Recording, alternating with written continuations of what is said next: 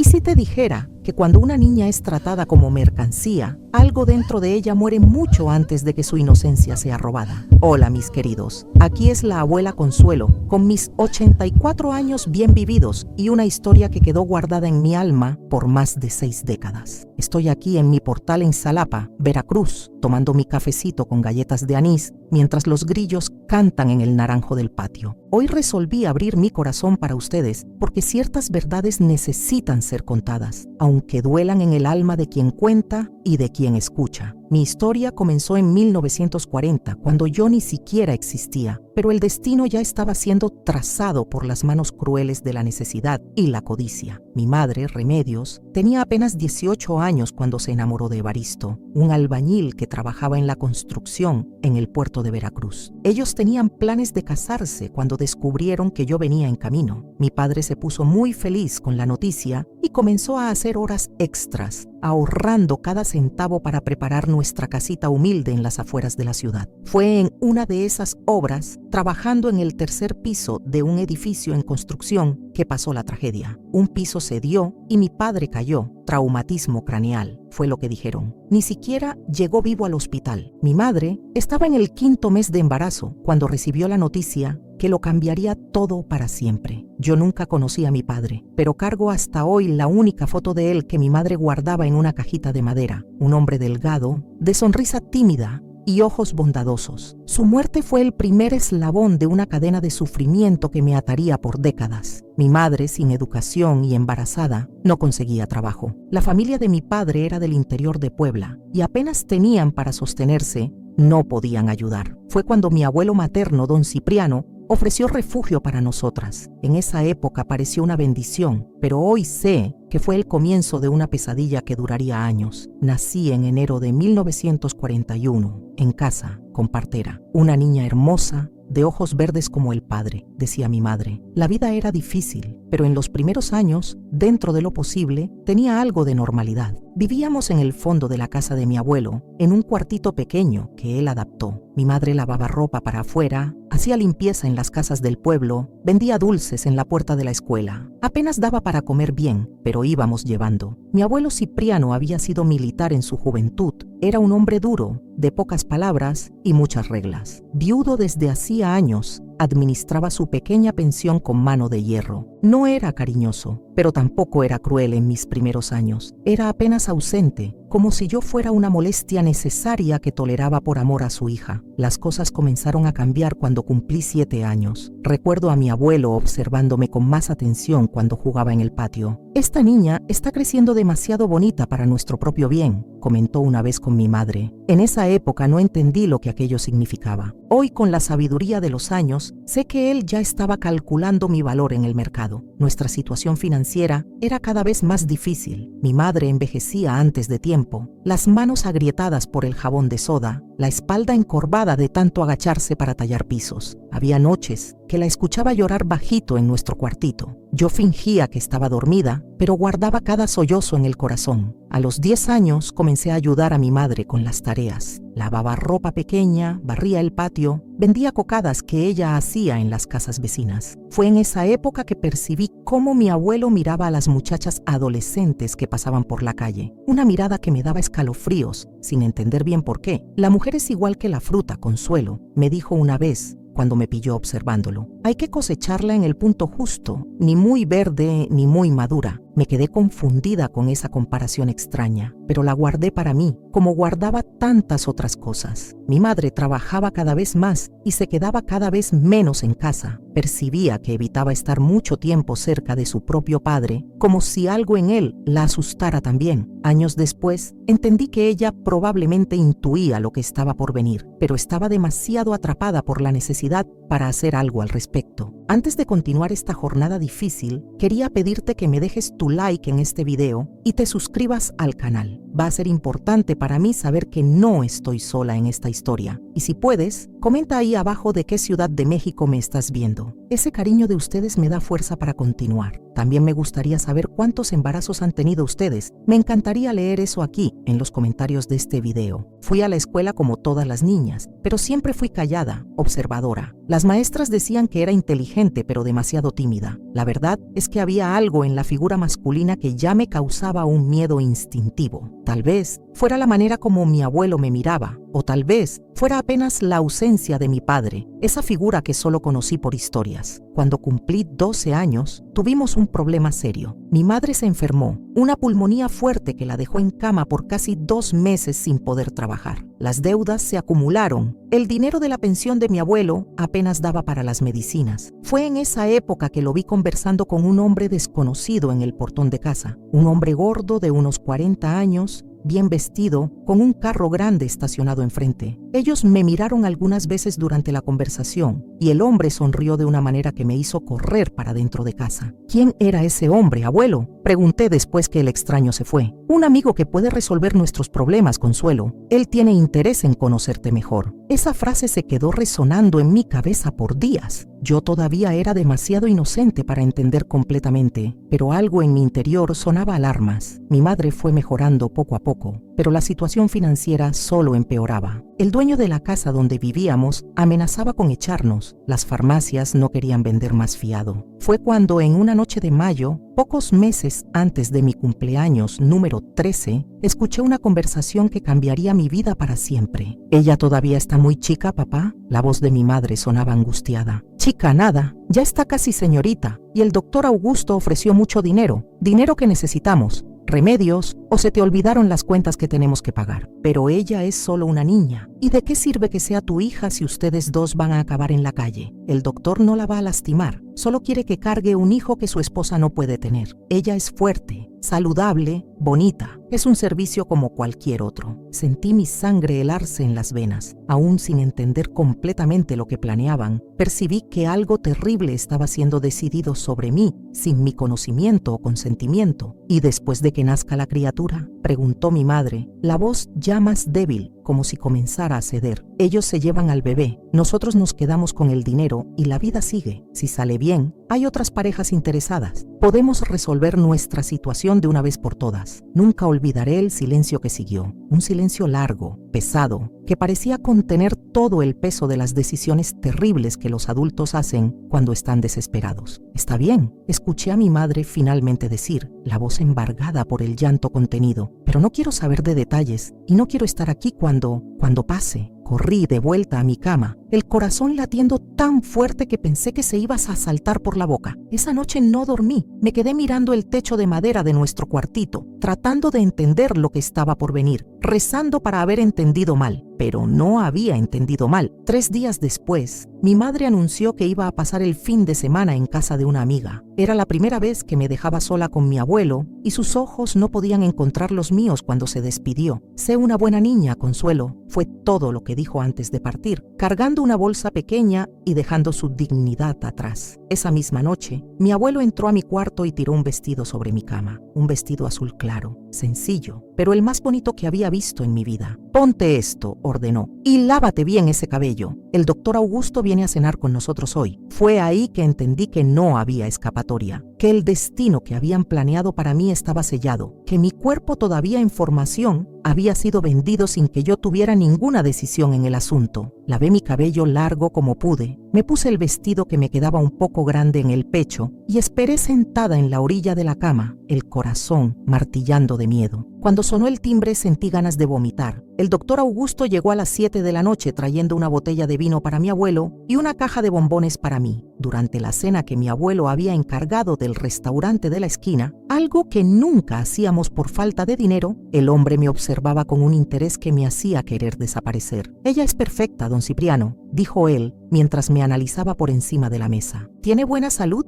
¿Nunca tuvo ninguna enfermedad grave? Saludable como un caballo», respondió mi abuelo como si estuviera vendiendo un animal de granja. «Fuerte, lista, va a dar buena cría, doctor. Puede apostar». Mantuve los ojos bajos, las lágrimas amenazando con caer en cualquier momento. El hombre extendió la mano y tocó mi cara, levantando mi barbilla para mirarme a los ojos. «No necesitas tener miedo, niña. voy a cuidar bien de ti, y cuando nazca nuestro hijo, vas a haber recibido lo suficiente para ayudar a tu madre por mucho tiempo. No conseguí responder. Su mano en mi cara parecía quemar mi piel, y el olor de colonia cara mezclado con cigarro me daba náuseas. Después de la cena, mi abuelo de repente dijo que necesitaba ir hasta la tienda a comprar cigarros. Él nunca fumó en su vida. Era la señal combinada. Si has pasado por algo similar y encontraste la fuerza para salir adelante, comenta aquí abajo. Tu historia puede ser la luz que otra mujer necesita para no rendirse. Tan pronto como la puerta se cerró, el doctor Augusto se acercó a mí en el sofá. Tu abuelo me explicó todo, dijo, su mano pesada posándose en mi rodilla. Vas a cargar a mi hijo, ya que mi esposa no puede. Es un honor, ¿sabías? Estamos pagando muy bien por esto. Traté de alejarme, pero él agarró mi brazo con fuerza. No va a doler, continuó, la voz ahora más baja, más amenazadora. Y es mejor que colabores porque tu abuelo ya recibió la mitad del dinero por adelantado. Si no cumples tu parte, él va a tener problemas serios. Fue en ese momento, mirando a los ojos de ese hombre que planeaba usar mi cuerpo como si fuera una mercancía, que algo dentro de mí comenzó a morir. La niña soñadora que todavía creía en cuentos de hadas, la criatura que esperaba que un día las cosas mejoraran, la hija que todavía confiaba en que su madre la protegería de todo mal. Lo que pasó esa noche fue el primero de muchos horrores que viviría en los años siguientes. Cuando mi abuelo volvió horas después, yo estaba encogida en el rincón del cuarto, con el vestido azul roto y manchado, llorando en silencio. Él apenas me miró, prendió la lámpara y dijo las palabras que me atormentarían por décadas. Acostúmbrate, niña. De ahora en adelante, esta es tu función en la familia. Y así comenzó mi pesadilla. Una pesadilla que duraría años y me daría 10 hijos que nunca pude criar, 10 pedazos de mi corazón arrancados y entregados a extraños, 10 recuerdos vivos de los horrores que viví. Esa primera noche con el doctor Augusto fue apenas el comienzo de un camino de oscuridad que yo, una niña de casi 13 años, sería forzada a recorrer. A la mañana siguiente, desperté con el cuerpo adolorido y el alma en pedazos, pero no había tiempo para lamentarse. Mi abuelo entró al cuarto temprano, tiró un vestido limpio en la cama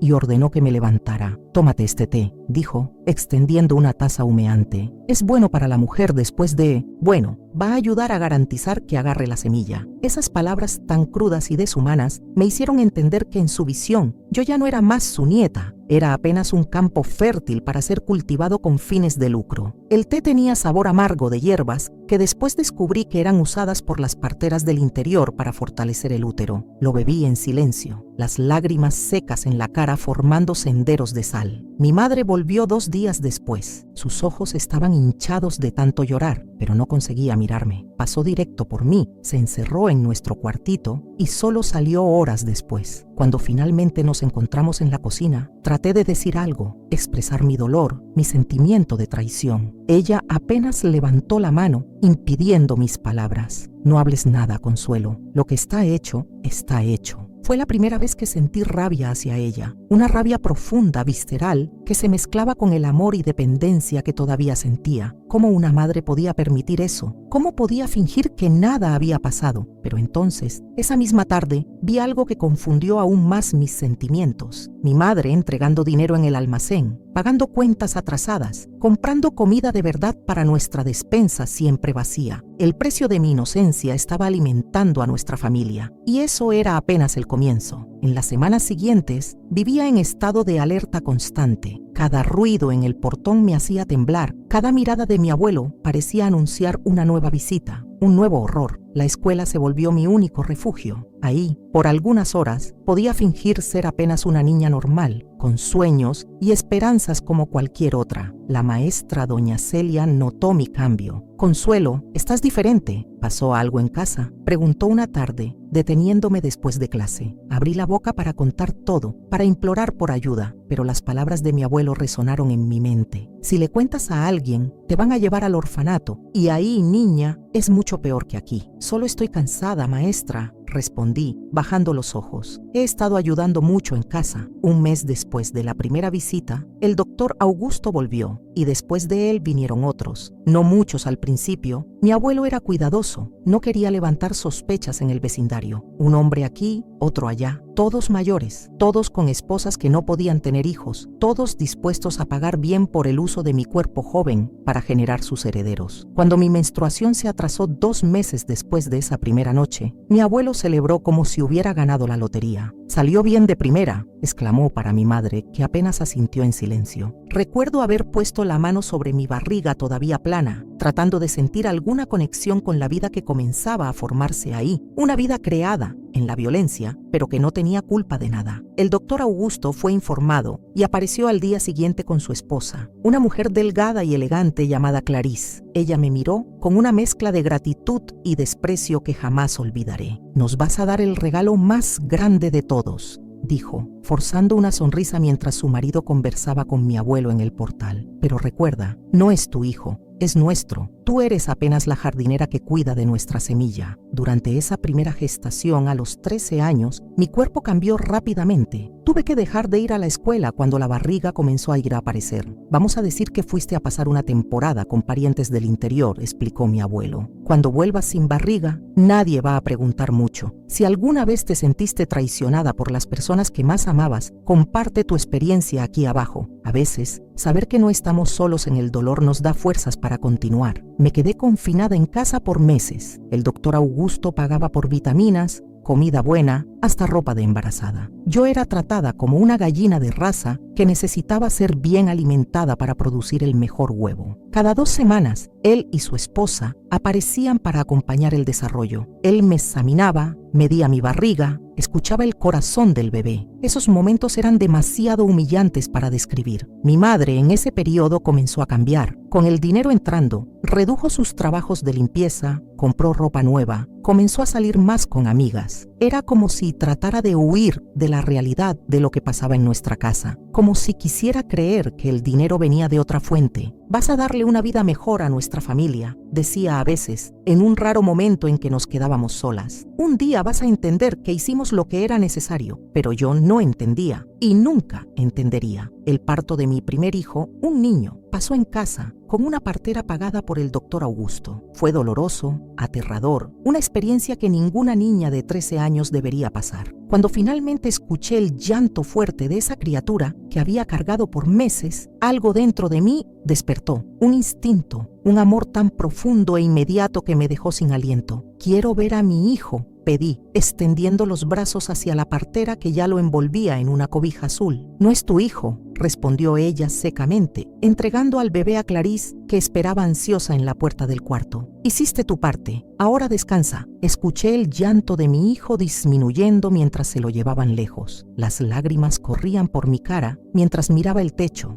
impotente. Fue la primera vez que una parte de mi corazón fue arrancada de mí. No sería la última. Recibí su nombre días después, Pedro Augusto. El doctor se encargó de contármelo, tal vez como una forma distorsionada de agradecimiento. También me trajo un sobre gordo con dinero. «Tu parte por el excelente trabajo», dijo. El dinero fue directo a las manos de mi abuelo, claro. Tuve apenas 2 semanas para recuperarme antes de que mi abuelo viniera con la noticia. Había otra pareja interesada, un hacendado cafetero del norte del estado y su joven esposa, que no conseguía llevar un embarazo hasta el final. «Pero acabo de tener un bebé», protesté, mi cuerpo todavía adolorido, mis pechos todavía goteando leche que ningún bebé mamaría. «Necesito tiempo». «El tiempo es dinero, niña», respondió él implacable. «Y ese hacendado está pagando el doble que el doctor Augusto». Fue así que a los 14 años quedé embarazada por segunda vez y después por tercera, casi sin intervalo. Mi cuerpo joven, fuerte y saludable, como mi abuelo gustaba de resaltar para los clientes, se recuperaba rápidamente. Yo era una productora eficiente en la visión distorsionada de él. Entre mis 13 y 18 años, di a luz 5 criaturas, 5 bebés que fueron arrancados de mis brazos antes de que pudiera memorizar sus caras. Para el mundo exterior, Yo era la nieta problemática de don Cipriano, que vivía yendo y viniendo de parientes del interior, siempre enferma, siempre recluida. En verdad, yo era una prisionera, una esclava reproductiva mantenida bajo control por la propia familia. Mi madre, en ese periodo, se transformó en alguien que yo apenas reconocía. Con el dinero de mis servicios, compró una casa propia del otro lado de la ciudad. Venía a visitarnos de vez en cuando, siempre bien vestida, siempre con prisa. Ella consiguió lo que quería: libertad financiera. El precio fue la libertad de su propia hija. ¿Por qué permites esto?, le pregunté una vez. Mi barriga grande con el que sería mi cuarto hijo. ¿Por qué no me ayudas a huir? Ella desvió la mirada, incapaz de enfrentar mi acusación directa. ¿Huir para dónde, Consuelo? ¿Con qué dinero? ¿Para hacer qué? No terminaste ni la primaria y ahora tienes esa reputación. ¿Qué reputación? ¿La que ustedes crearon para mí? ¿La de una niña que desaparece y aparece embarazada? Las personas hablan, hija. ¿Y tu abuelo? Él tiene contactos, tiene gente importante involucrada en esto, gente que no le gustaría ser expuesta. Fue ahí que entendí. Yo no era apenas víctima de mi abuelo, era víctima de un sistema entero que permitía que hombres poderosos compraran el cuerpo de una niña, que cerraba los ojos ante lo obvio, que culpaba a la víctima en vez del agresor. Percibí que aun si lograra huir, ¿para dónde iría? ¿Quién creería en mi historia? A los 19 años ya había dado a luz 6 criaturas. Mi cuerpo mostraba las marcas de tantas gestaciones seguidas. Estrías plateadas cubrían mi barriga y pechos. Mi útero estaba debilitado. Como me alertó una de las parteras: esta muchacha necesita descanso, don Cipriano, o no va a conseguir tener más ninguno. Ese aviso asustó a mi abuelo lo suficiente para darme un intervalo de casi un año, el periodo más largo de descanso que tuve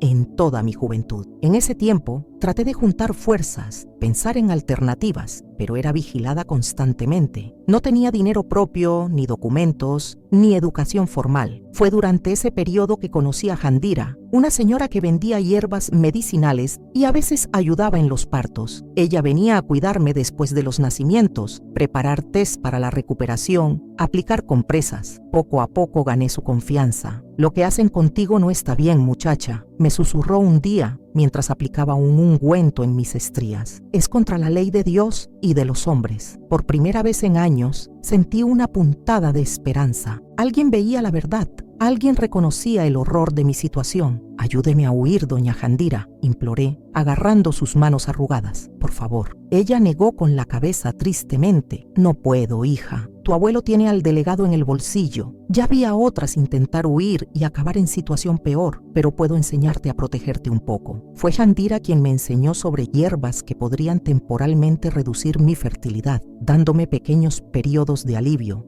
entre las gestaciones forzadas. No era libertad, pero era algo, un mínimo control sobre mi propio cuerpo. Si has tenido que usar tu astucia para sobrevivir en situaciones difíciles, comparte conmigo cómo lo hiciste. Tal vez tu estrategia pueda ayudar a alguien más que está luchando. Cuando cumplí 20 años, ya era madre de 7 criaturas que nunca pude criar. 7 pedazos de mi corazón esparcidos por familias ricas de Veracruz y estados vecinos. Mi cuerpo estaba cansado, mi alma despedazada, pero algo dentro de mí se rehusaba a rendirse completamente. Comencé a guardar pequeñas informaciones sobre cada cliente, cada bebé, nombres, fechas, peculiaridades. Escondía esos datos debajo de una tabla suelta en el piso de mi cuarto. No sabía todavía cómo usaría esas informaciones, pero algo me decía que un día serían importantes. 3 gestaciones después, llegando a mis 23 años, mi cuerpo comenzó a mostrar señales de agotamiento. El parto de mi 10º hijo fue particularmente difícil. Perdí mucha sangre, tuve infección, casi muero. El médico que fue llamado de urgencia y bien pagado para mantener el secreto fue enfático. Esta muchacha no puede tener más hijos. El útero está extremadamente comprometido. Para mi abuelo fue como si hubiera roto su gallina de los huevos de oro. Para mí, irónicamente, esa complicación médica representaba una forma distorsionada de libertad. Sin poder producir más criaturas, ¿qué utilidad tendría? ¿Qué harían conmigo ahora? La respuesta vino más rápido y fue más cruel de lo que imaginé. Cuando volví a casa después de 2 semanas en el hospital, encontré a mi abuelo sentado en la sala, un vaso de aguardiente en la mano y una mirada calculista que conocía demasiado bien. «Me costaste una fortuna con todo este problema», dijo, sin ni siquiera preguntar cómo estaba. «Y ahora ya no sirves para el propósito principal». Mantuve el silencio, esperando. Sabía que cualquier cosa que dijera podría empeorar lo que vendría después. Pero todavía eres joven y bonita, continuó, estudiándome como si evaluara un animal. Todavía puedes servir para otros tipos de servicio. Tengo amigos que pagarían bien por una muchachita experimentada como tú, aún sin poder dar hijos. El horror de esa sugerencia me golpeó como un rayo. Después de todo lo que había pasado, después de tener mi cuerpo usado como incubadora por una década, ahora sería transformada en objeto sexual puro y simple. La idea era insoportable, peor incluso que lo que ya había vivido. Fue en ese momento, encarando a mi abuelo y viendo en él no más al hombre que debería protegerme, sino al monstruo que había destruido mi vida, que tomé mi decisión final. Era hora de acabar con ese ciclo de horror, sin importar el costo. Era hora de buscar mi libertad o morir intentándolo. Con una calma que me sorprendió a mí misma, apenas asentí levemente con la cabeza y me retiré a mi cuarto. No dije nada, no demostré revuelta. Dejé que pensara que me había quebrado completamente, que era apenas una cáscara vacía lista para aceptar cualquier destino que él planeara para mí. Pero esa noche, sola en el cuarto, juré por los 10 hijos que me fueron robados que ese hombre pagaría por cada lágrima que derramé, por cada grito que sofoqué, por cada pedazo de mí que fue vendido sin mi consentimiento. Juré que encontraría una forma de escapar y de garantizar que nunca más le hiciera a otra niña lo que me había hecho a mí. La venganza, dicen, es un plato que se come frío, y yo, después de 10 años en el infierno, estaba lista para servir el mío. Planeé mi venganza con la paciencia de quien ya esperó demasiado, con la calma fría de quien no tiene más nada que perder. Mientras mi cuerpo se recuperaba lentamente de la cirugía que salvó mi vida, pero me quitó la capacidad de generar más hijos, mi mente trabajaba incansablemente, elaborando cada detalle de lo que haría después. Mi abuelo me dio 2 semanas de descanso antes de comenzar a traer visitantes para conocerme. Hombres diferentes de los anteriores, no buscaban hijos, buscaban apenas placer sin compromiso. Viejos amigos suyos, políticos locales, empresarios en viaje de negocios, todos dispuestos a pagar bien por algunas horas con una joven que, según él, ya sabía cómo complacer a un hombre. Fingí sumisión, bajé los ojos, asentí cuando daba órdenes, no protesté. Quería que creyera que me había quebrado completamente, que era apenas una muñeca sin voluntad propia. Era crucial que no sospechara del fuego que crecía dentro de mí. Durante el día, cuando estaba sola en casa, mientras mi abuelo mantenía sus rutinas de siempre, saliendo por la mañana para sus negocios, comencé a hurgar cada rincón de esa casa. Necesitaba 3 cosas esenciales: dinero, documentos y evidencias. El dinero fue lo más fácil de encontrar. Mi abuelo, a pesar de su desconfianza natural, se había vuelto demasiado confiado a lo largo de los años. Mantenía una buena cantidad en casa, escondida en un fondo falso dentro del ropero antiguo. No mucho, pero lo suficiente para darme un comienzo en otro lugar. Los documentos fueron más complicados. Mi abuelo guardaba todo bajo llave en un cajón del escritorio. La llave, descubrí después de días observando sus movimientos, quedaba en un llavero que cargaba siempre consigo,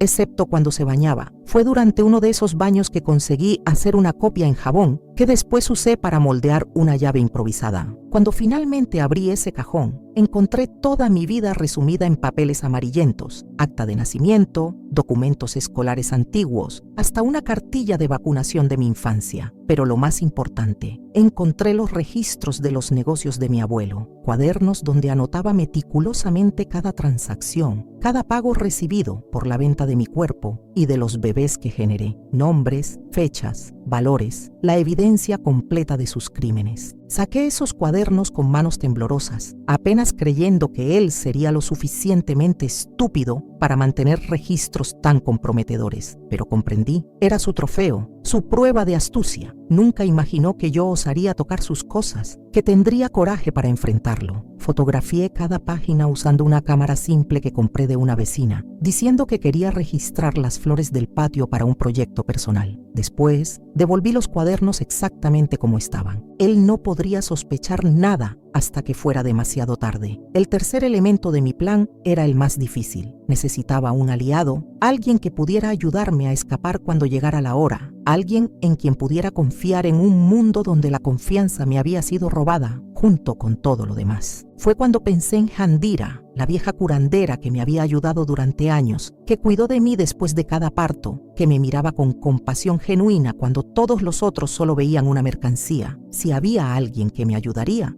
sería ella. En una tarde en que mi abuelo salió para resolver negocios en la capital, mandé a un niño del vecindario a llamarla, diciendo que me estaba sintiendo mal. Cuando llegó aflita y jadeando, cerré la puerta detrás de ella y finalmente desahogué todo. No apenas lo que todos ya sabían sobre los embarazos forzados, sino mi plan de fuga, mi necesidad de justicia. Muchacha, dijo después de escucharme en silencio, lo que planeas es peligroso. Tu abuelo tiene amigos poderosos. Si sale mal, estaré muerta. Completé con una calma que la asustó. Pero ya estoy muerta por dentro hace años, doña Jandira. ¿Qué tengo que perder? Ella me estudió largamente, sus ojos antiguos pesando no apenas mis palabras, sino la determinación detrás de ellas. Finalmente asintió. Te ayudo, hija, pero tenemos que ser muy cuidadosas. Si alguna vez tuviste que tomar una decisión que cambiaría tu vida para siempre, cuéntanos cómo encontraste el valor para dar ese paso. Tu experiencia puede inspirar a alguien que está en una encrucijada similar. Fue Jandira quien consiguió contacto con un periodista de un periódico de Xalapa. No le contó toda la historia, apenas lo suficiente para despertar interés. Una joven mantenida en cautiverio, obligada a generar hijos para venta, un esquema de años involucrando personas poderosas. El tipo de historia que podría hacer la carrera de un reportero ambicioso. Mientras tanto, continué mi farsa de sumisión. Recibía a los clientes que mi abuelo traía. Fingía estar conforme con mi destino. Él estaba tan confiado en el control que ejercía sobre mí que comenzó a descuidarse. Ya no cerraba con llave la puerta de mi cuarto por las noches. A veces salía y tardaba en volver, dejándome sola por horas. Aproveché esos momentos para organizar todo lo que necesitaría. Ropa básica en una bolsa pequeña,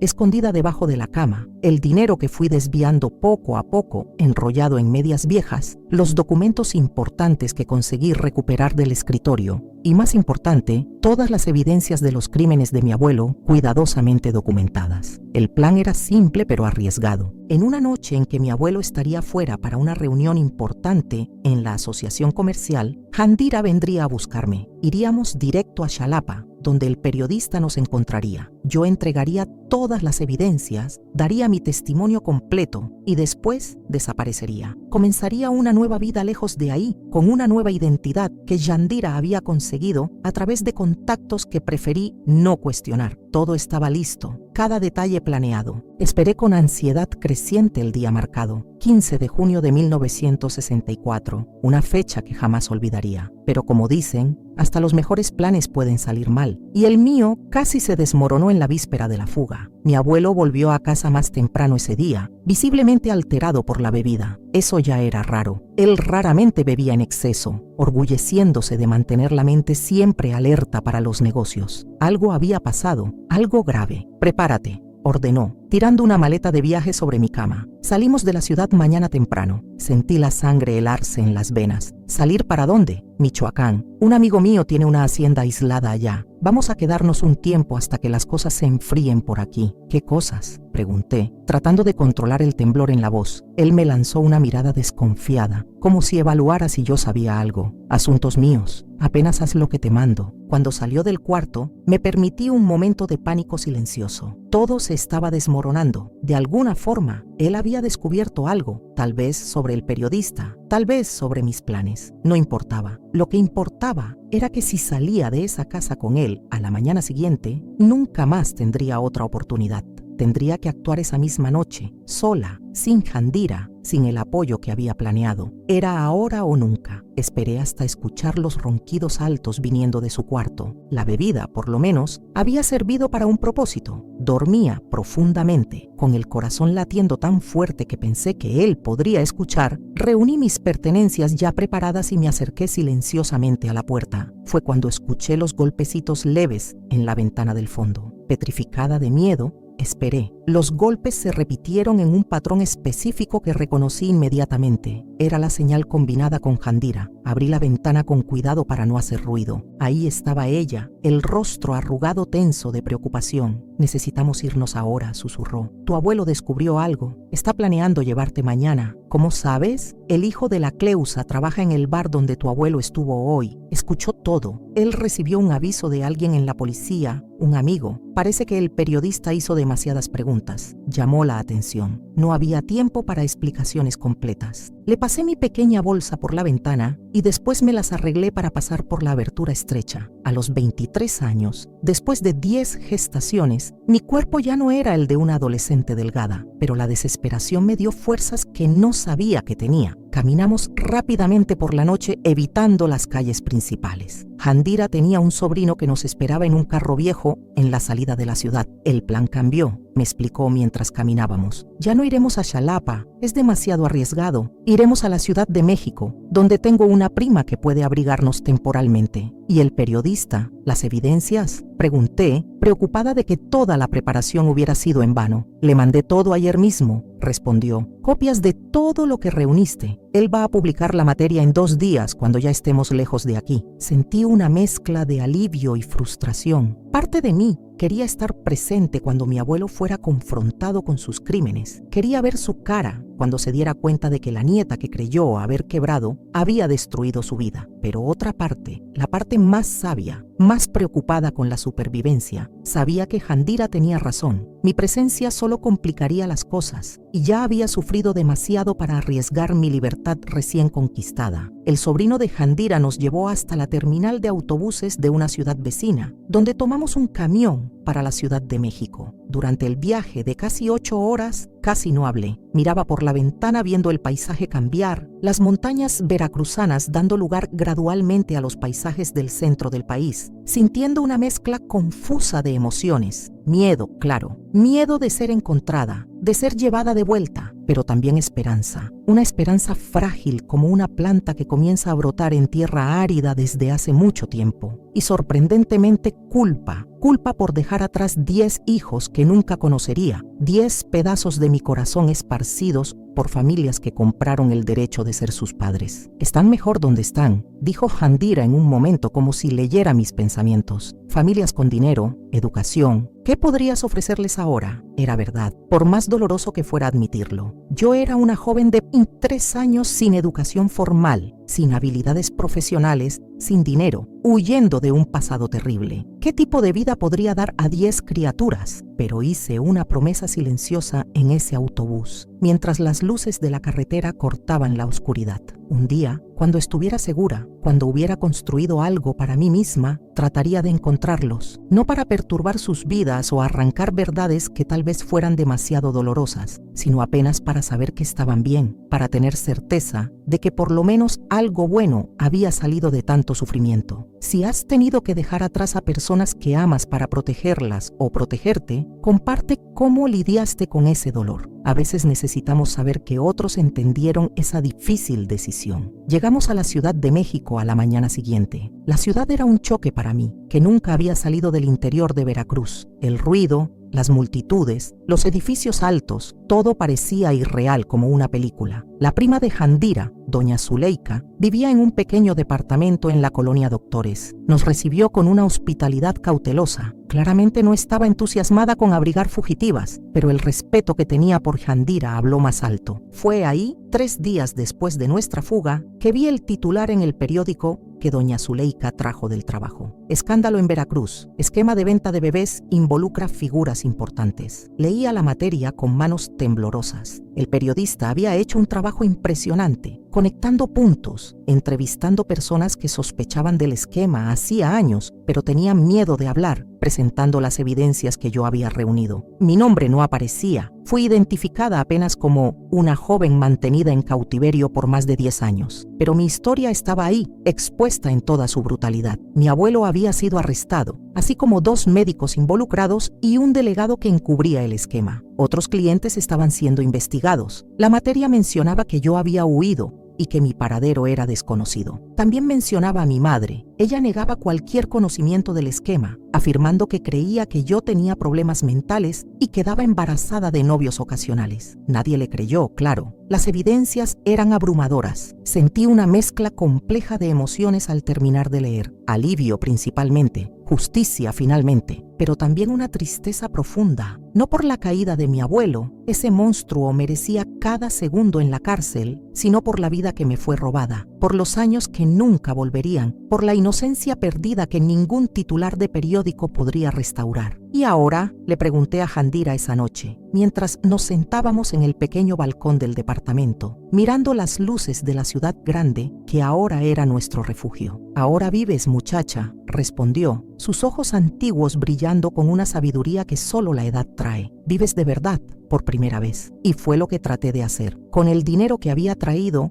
alquilé un cuarto simple en la misma colonia Doctores. Conseguí trabajo en una panadería local, donde aprendí a hacer panes y dulces. Poco a poco, muy lentamente, comencé a reconstruir algo parecido a una vida. Pero la sombra del pasado es larga. Tenía pesadillas constantes, me sobresaltaba con ruidos súbitos, evitaba a los hombres a toda costa, me encerraba en mi pequeño mundo, con miedo de confiar, de abrirme, de vivir realmente. Fue cuando, 6 meses después de mi fuga, un evento inesperado cambió nuevamente el rumbo de mi vida. Un encuentro casual que me enseñaría que aún después del infierno, es posible encontrar paz. Aún después de la oscuridad más completa, la luz puede volver a brillar. La Ciudad de México de los años 60 era una ciudad de contrastes que me asustaba y fascinaba al mismo tiempo. Para alguien criada en un cautiverio disfrazado de hogar, cada esquina representaba un nuevo desafío, cada interacción social era una prueba para mi espíritu herido. La panadería donde trabajaba quedaba en una calle movida de la colonia Doctores. Despertaba a las 4 de la mañana para preparar los panes que alimentarían a cientos de chilangos apurados. Me gustaba el trabajo manual, la simplicidad de transformar harina y agua en sustento, el calor del horno que de alguna forma parecía calentar también mi corazón congelado. Fue en una mañana lluviosa de marzo de 1965, 6 meses después de mi fuga, que conocí a Sebastián. Entró a la panadería empapado, sacudiendo el paraguas roto y riéndose de su propia mala suerte. Día perfecto para un café caliente y un pan tostado. ¿No cree?, preguntó, sonriéndome con una naturalidad que me desconcertó. No estaba acostumbrada a hombres que me hablaran como si fuera una persona normal, no un objeto. Sebastián era chofer de peceros, tenía 30 años y una historia propia de superación. Hijo de campesinos poblanos, perdió a los padres temprano y fue criado por una tía en condiciones difíciles. Conquistó cada pedazo de su vida con trabajo duro y una bondad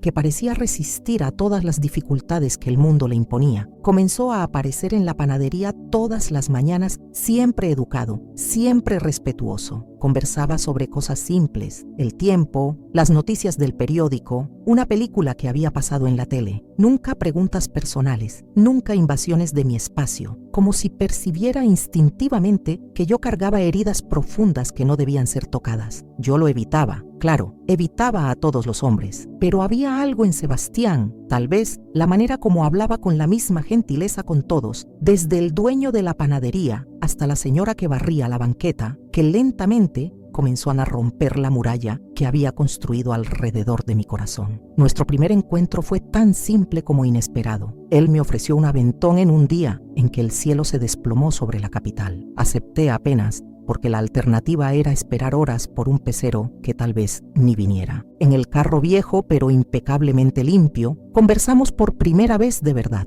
Él me contó sobre su sueño de tener una pequeña granja en las afueras de la ciudad, criar gallinas, plantar una huerta. Hablaba del futuro con una esperanza que me era completamente extraña. ¿Y usted, Consuelo? ¿Cuál es su sueño?, preguntó con genuino interés. Me quedé en silencio por tanto tiempo que debe haber pensado que no respondería. La verdad es que nunca me había permitido soñar. Sobrevivir ya consumía todas mis energías. Paz, respondí finalmente. Solo quiero un poco de paz. Él asintió, como si esa respuesta simple contuviera toda la sabiduría del mundo. No hizo más preguntas, apenas prendió la radio, dejando que la música llenara el silencio entre nosotros. Si alguna vez encontraste a alguien que te ayudó a sanar sin siquiera saberlo, cuéntanos sobre esa persona especial. A veces los ángeles llegan cuando menos los esperamos. Nuestra relación creció con la lentitud de una planta delicada. Primero los aventones ocasionales, después caminatas por el barrio los domingos, un cine de vez en cuando, siempre respetando mis límites, nunca presionando por más de lo que yo podía dar. Me tomó 6 meses contarle fragmentos de mi historia. No todo, no tenía valor para tanto, pero lo suficiente para que entendiera por qué temblaba cuando alguien levantaba la voz, por qué me retraía cuando un hombre se acercaba mucho, por qué lloraba al ver niños jugando en las plazas. Sebastián escuchó todo sin interrumpir, sin juzgar. Cuando terminé, simplemente tomó mi mano, el primer contacto físico que permitimos más allá de un abrazo rápido de despedida, y dijo: «Eres la persona más fuerte que he conocido, Consuelo». No me sentía fuerte, me sentía rota, dañada, incompleta, pero algo en la forma como él me miraba, como si viera más allá de las cicatrices,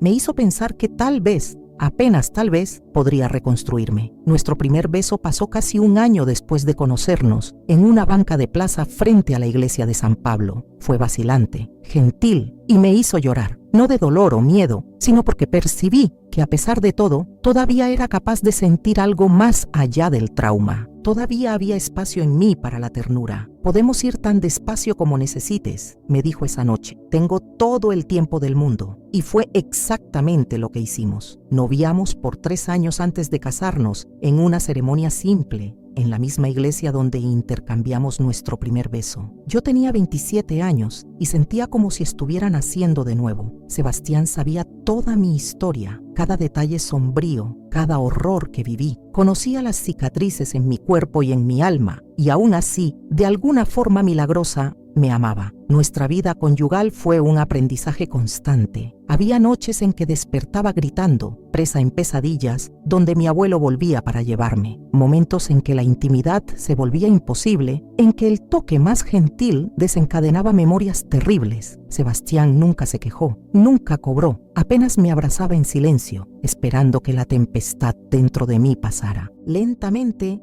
encontré mi camino de vuelta a la vida, con la ayuda de una psicóloga que Yandira me recomendó, que permaneció como una presencia constante y amorosa en nuestra vida. Comencé a procesar el trauma, a entender que lo que me pasó no me definía completamente, no determinaba mi futuro. En 1969, 2 años después de nuestro casamiento, Sebastián consiguió realizar su sueño. Con nuestros ahorros combinados, compramos un pequeño terreno en Xochimilco. Nada lujoso, una casa simple, un pedazo de tierra, algunos árboles frutales ya plantados, pero era nuestro, un lugar seguro, lejos de las sombras del pasado. Fue ese mismo año que enfrentamos nuestro primer gran desafío como pareja. Después de meses tratando de embarazarnos sin éxito, los médicos confirmaron lo que ya sospechábamos. Las complicaciones de mi 10º parto habían dejado secuelas permanentes. Nunca podría tener hijos biológicos nuevamente. Para muchas mujeres, esa noticia sería devastadora. Para mí fue compleja. Por un lado, había la tristeza de no poder darle a Sebastián un hijo de nuestro amor. Por otro, un alivio culposo por no tener que pasar nuevamente por el proceso físico y emocional de un embarazo tan asociado en mi mente al trauma y a la pérdida. «Podemos adoptar», dijo Sebastián la noche en que recibimos la confirmación médica. «Hay tantos niños necesitando un hogar, de amor. Podemos construir nuestra familia de otras maneras». La idea de la adopción tocó algo profundo en mí. Mis 10 hijos biológicos estaban esparcidos por el mundo, viviendo vidas que nunca conocería. Tal vez este fuera un camino para cicatrizar esa herida, no sustituyéndolos, pues eso sería imposible, sino canalizando el amor materno que nunca pude expresar hacia niños que, como yo, habían sido marcados por el abandono y el dolor. El proceso de adopción en los años 70 era burocrático y lento, especialmente para una pareja de origen humilde como nosotros. Pero Sebastián era persistente, y yo había aprendido que la paciencia puede ser una forma de resistencia. Visitamos orfanatos, llenamos formularios, pasamos por entrevistas y evaluaciones. Fue en un hogar infantil en Tlalpan que encontramos a Marina, una niña de 4 años con ojos demasiado serios para su edad.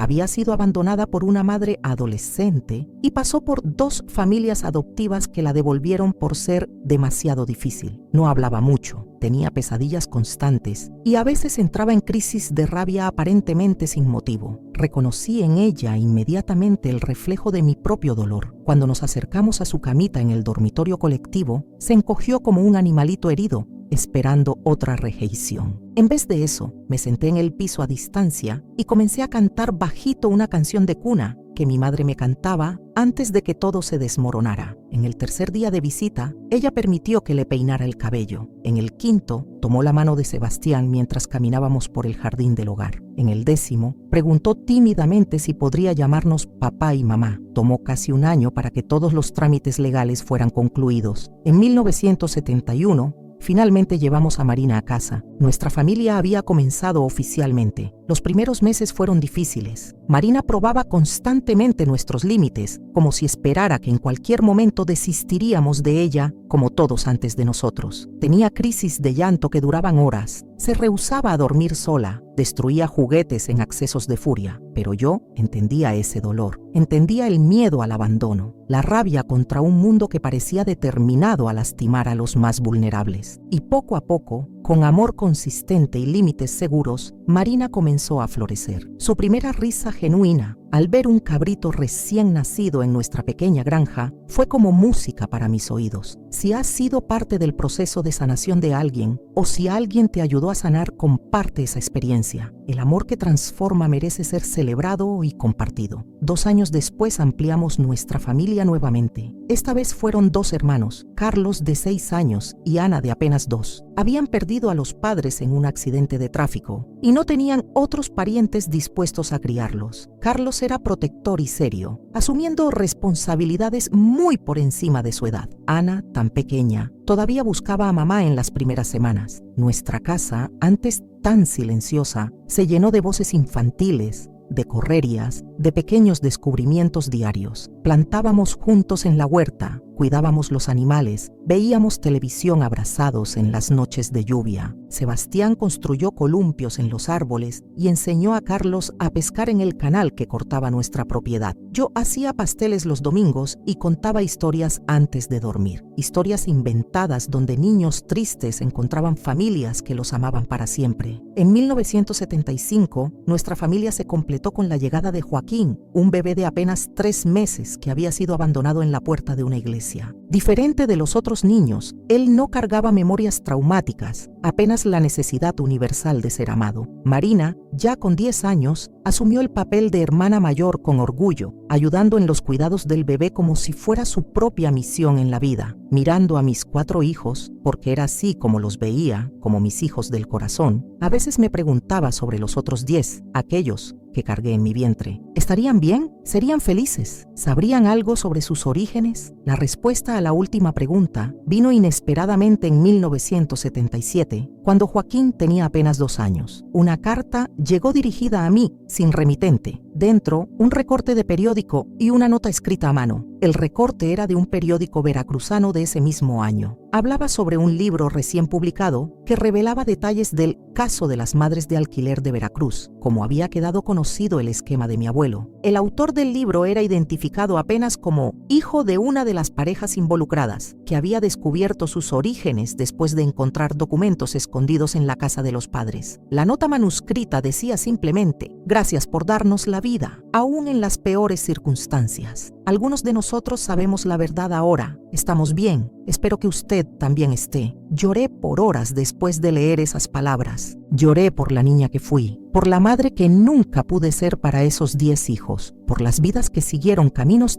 tan diferentes del mío, pero por primera vez no fueron lágrimas apenas de dolor. Había también alivio, gratitud, una sensación de que algo importante había sido reconocido y honrado. Nunca descubrí cuál de mis hijos biológicos me había encontrado o cómo. Respeté su deseo de anonimato, su elección de apenas hacerme saber que estaban bien, que sabían parte de la verdad. Era más de lo que jamás esperé tener. Los años siguientes fueron de relativa tranquilidad. Nuestros hijos crecieron, enfrentaron sus propios desafíos, construyeron sus identidades. Marina se formó maestra, su carácter serio encontrando propósito en la educación de otros niños. Carlos siguió los pasos de Sebastián, volviéndose chofer profesional. Ana descubrió un talento para la música que cultivamos con orgullo, y Joaquín, nuestro menor, creció como un niño alegre y confiado, sin las sombras que marcaron a sus hermanos mayores. Sebastián y yo envejecimos juntos, nuestro amor madurando como un buen vino. Él fue diagnosticado con diabetes en 1980, lo que trajo algunas limitaciones a nuestra vida, pero enfrentamos eso como enfrentamos todo, juntos, un día a la vez. En 1995 recibimos la noticia de que mi abuelo había muerto en la cárcel. Tenía 92 años y según el periódico, nunca demostró arrepentimiento por sus crímenes. Mi madre había fallecido años antes, en 1983, sola en su casa de la playa, sin jamás haber intentado contactarme. No sentí nada más que una vaga sensación de cierre cuando supe de esas muertes. Esas personas que compartían mi sangre pero nunca mis valores, habían dejado de tener poder sobre mí hacía mucho tiempo. Mi verdadera familia estaba a mi alrededor, en el marido que me enseñó a confiar nuevamente, en los hijos que elegimos y que nos eligieron, en los nietos que comenzaban a llegar, trayendo nueva vida y esperanza. A lo largo de los años, nunca volví a Xalapa. Nunca más quise ver los lugares que fueron escenario de mi sufrimiento, pero también nunca escondí mi historia de mis hijos. Cuando crecieron, les conté versiones apropiadas para la edad, siempre enfatizando que los horrores que viví no definieron quién me volví. La vida puede quebrarte, siempre les digo, pero depende de ti decidir si vas a permanecer quebrada o si vas a juntar los pedazos y construir algo nuevo. Fue eso lo que hice. Junté mis pedazos, uno por uno, con paciencia y determinación. Construí una vida que, aunque marcada por cicatrices visibles e invisibles, es mía. Una vida que elegí, no una que me fue impuesta. Trabajé en esa panadería por más de 20 años, hasta que Sebastián y yo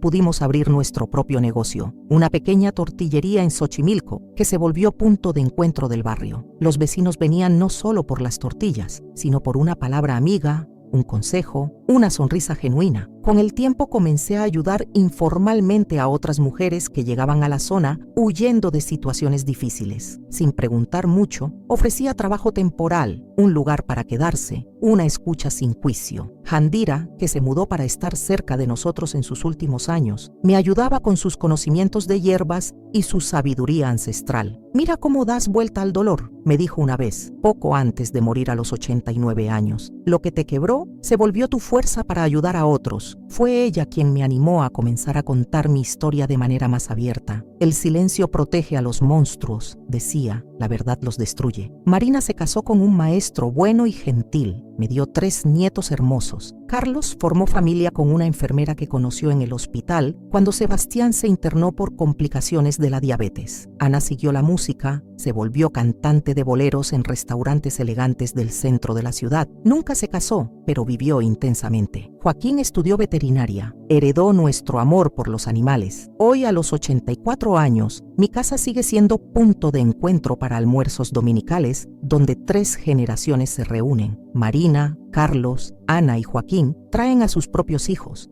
mis nietos preciosos, y llenamos la mesa de comida, de historias, de risas. En los momentos más felices miro alrededor y pienso, esto es cura, esto es redención. La tortura no me definió. El amor sí, si has logrado transformar tu dolor en propósito, si has encontrado maneras de ayudar a otros desde tu propia experiencia, comparte cómo lo hiciste. Tu camino puede iluminar el de alguien que todavía está en la oscuridad.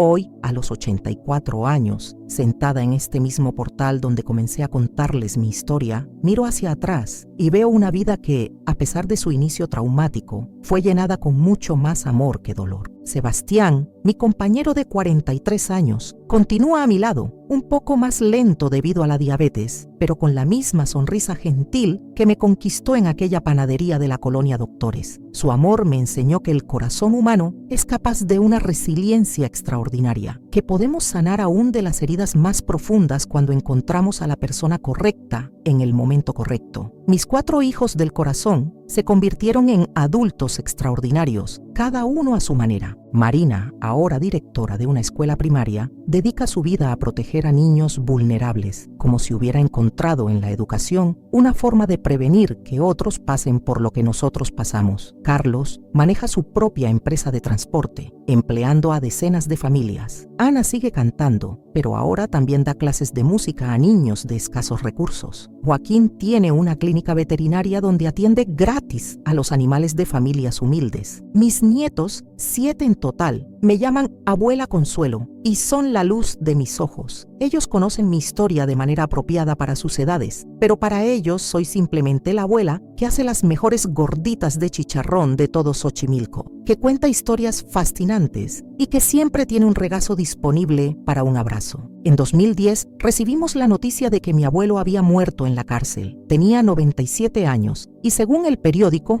nunca demostró arrepentimiento por sus crímenes. Mi madre había fallecido años antes, en 1998, sola en su casa de Veracruz, sin jamás haber intentado contactarme. No sentí nada más que una vaga sensación de cierre cuando supe de esas muertes. Esas personas que compartían mi sangre, pero nunca mis valores, habían dejado de tener poder sobre mí hacía mucho tiempo. Mi verdadero poder vino del perdón. No perdoné para liberarlos a ellos, sino para liberarme a mí misma. A lo largo de estos años, ayudé a más de 50 mujeres que llegaron a Xochimilco huyendo de situaciones de violencia o abuso. Algunas se quedaron, construyeron vidas nuevas aquí, otras siguieron viaje, pero todas llevaron consigo la certeza de que la supervivencia es posible, de que existe vida después del trauma. Establecimos, con la ayuda de Marina y una organización civil, un pequeño refugio temporal para mujeres en situación de riesgo. No es gran cosa, apenas 3 cuartos, una cocina comunitaria, un jardín donde cultivamos nuestros propios alimentos, pero es un lugar seguro donde las mujeres pueden respirar, planear, reconstruirse. De la ceniza de tu dolor nació un jardín de esperanza, me escribió una de ellas años después, cuando ya había rehecho su vida en otra ciudad. Esa carta está enmarcada en la pared de nuestro pequeño refugio. Nunca más volví a Xalapa. Nunca más quise ver los lugares que fueron escenario de mi sufrimiento, pero tampoco permití que el miedo me limitara. Viajé con Sebastián a lugares hermosos, las playas de Guaechca,